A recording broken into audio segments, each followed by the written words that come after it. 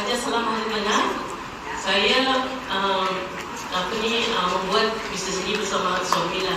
Seperti yang kata Zaidi tadi, dulu bisnes yang dibuat dah sempurna. Sekarang ni alhamdulillah saya bersyukur kepada Allah kerana menggerakkan hati suami saya untuk berjuang bersama saya di dalam bisnes.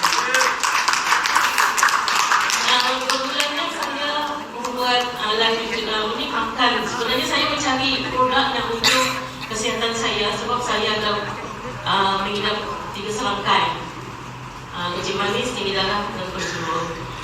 Jadi terima kasih positif, alhamdulillah positif datang dan mengenalkan satu produk ajaib.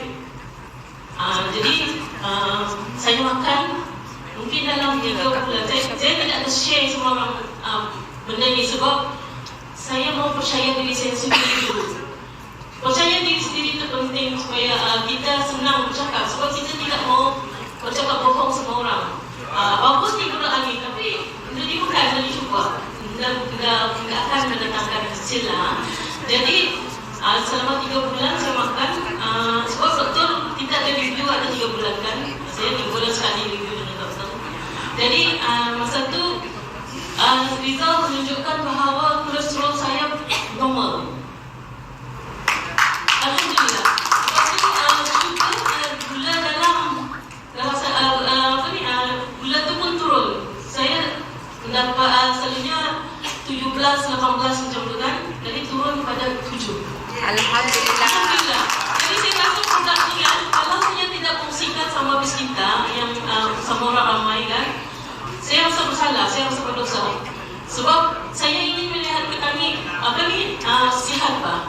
Kita bayangkan kalau sekiranya orang sakit lutut kan, supaya bayar untuk sembahyang ini untuk orang petani Islam dan hanya duduk di kursi, kesian pak. Petani muda mencapai menghadap Allah itu dengan sempurna. Jadi kita mau dalam sujud betul-betul. Betul lah bagi saya lah. Jadi kalau kita kirakan dengan adanya produk ini kan membolehkan daripada itu salah satu daripada amal petani jual, amal jariah. So kita pun ambil. Bayangkan kalau macam masa puasa, orang kan buat tarawih sebab sakit batis. Tapi dalam semana-mana dapat dia pergi.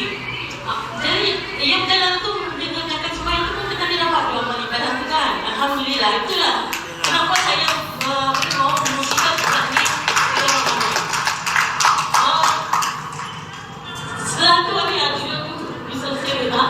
Jadi sudah makan 3 bulan saya share sama orang kebaikan-kebaikan itu sebenarnya tanpa disedari duit itu ada bang dalam sistem tu lah. Jadi terima kasih kepada Tuan Sahana memberi peluang kepada kami. Terima kasih banyak.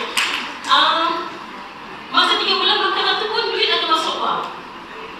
Tidak pernah saya merasa makan produk ada duit masuk dalam.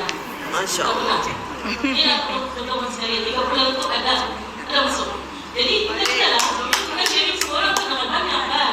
So you have to share sama orang lah. So dia bikin satu dari peluang orang tu sihat, 2 ia boleh mencipta income. Betul. Jadi jangan kira lah betul. Jadi dalam tempoh saya start 3 bulan, lepas tu saya buat saya share kita jangan share sekaligus macam tu kan, dua orang tu kan. Alhamdulillah sejak ini saya telah mengumpulkan sebanyak 16,000.